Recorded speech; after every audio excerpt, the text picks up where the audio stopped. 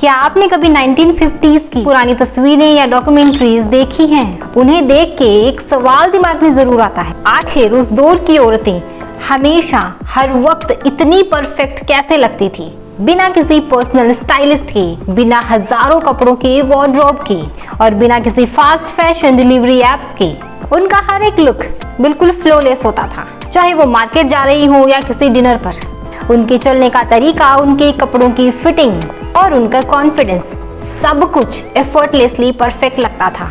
ऐसा लगता है कि जैसे उन्हें कोई सीक्रेट फॉर्मूला पता था जो आज की ये मॉडर्न दुनिया भूल चुकी है। सच तो ये है कि 1950s की ये परफेक्शन किसी महंगे फैशन ब्रांड या फिर पैसे का कमाल नहीं थी। ये एक डीप साइकोलॉजिकल माइंडसेट और एक डिसिप्लिन्ड लाइफस्टाइल का नतीजा था।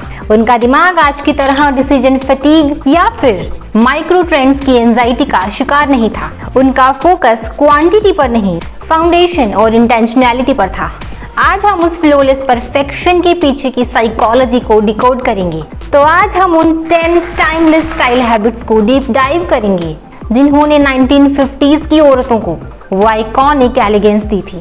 और सबसे जरूरी बात, हम ये समझेंगे कि कैसे आज के इस फास्ट पेस्ड हाइपर कंज्यूमरिज्म वाले दौर में उन्हीं हैबिट्स को वापस लाकर हम सिर्फ अपने लुक्स को ही नहीं बल्कि अपने दिमाग को शांत और शार्प भी बना सकते हैं। ध्यान से देखिएगा क्योंकि ये सिर्फ कपड़ों के बारे में नहीं है, ये आपकी मेंटल एनर्जी और आपकी पर्सनल पावर को वापस लेने के बारे में है। सो गाइज, मैं हूं नायशा। बिना टाइम वेस्ट किए वीडियो शुरू करते हैं।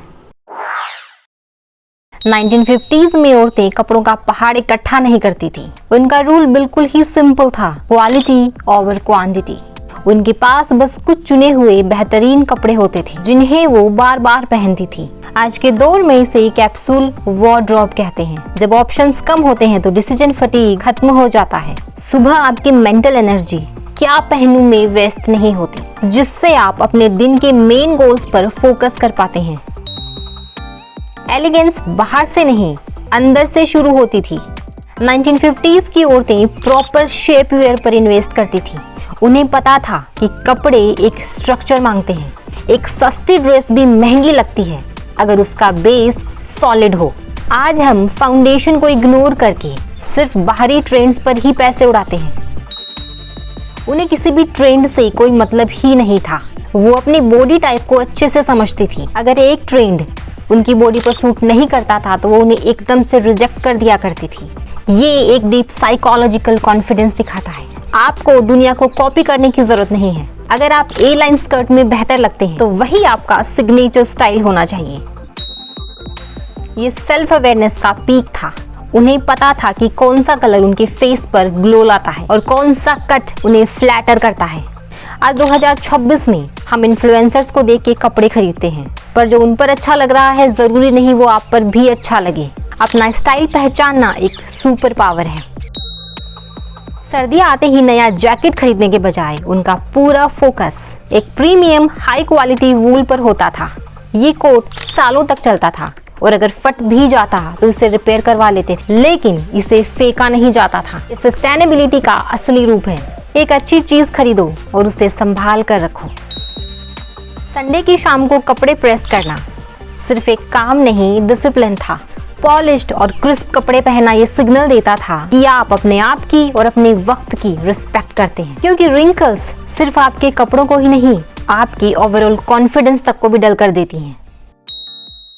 घर से बाहर निकलते वक्त थोड़ा सा मेकअप, खास करके लिपस्टिक, एक स्टैंडर्ड प्रैक्टिस थी। ये वैनिटी नहीं थी, ये ग्रूमिंग थी। ये खुद को प्रेजेंटेबल रखने का एक आसान तरीका था जो इंस्टेंटली कॉन्फिडेंस बूस्ट देता था। अब सबसे जरूरी पॉइंट है, 1950s में पोस्चर सिखाया जाता था। झुककर चलना या बैठना आउट ऑफ फैशन था। एक बात हमेशा याद रखिए, आप चाहे कितने भी महंगे कपड़े पहन लें, अगर आपके चलने और खड़े होने का तरीका ठीक नहीं है तो सब बेकार है। सही पोस्चर एक सस्ती टी शर्ट को भी डिजाइनर लुक दे देता है। आज के टाइम में फॉर्मल, कैजुअल और स्लीपवेयर के बीच की लाइन ब्लर हो गई है। 1950s ऐसा बिल्कुल भी नहीं था। चर्च के कपड़े अलग, मार्केट के अलग और डिनर के अलग। कॉन्टेक्स्ट के हिसाब से ड्रेस करना अनसर्टेनिटी को खत्म करता है। जब आप ओकेजन के हिसाब से रेडी होते हैं तो आप मेंटली उस सिचुएशन के लिए प्रिपेयर्ड हो जाते हैं। अब आते हैं उस साइकोलॉजिकल हैक पर जो आपकी क्रिएटिविटी को नेक्स्ट लेवल पर ले जाएगा। जब आपके पास रिसोर्सेज कम होते हैं तब आपका दिमाग सबसे ज्यादा शार्प काम करता है। 1950s की औरतों ने इसका मास्टर यूज किया। उनके पास ड्रेस एक थी लेकिन accessories, scarves, gloves, hats, belt और शूज का कलेक्शन कमाल था।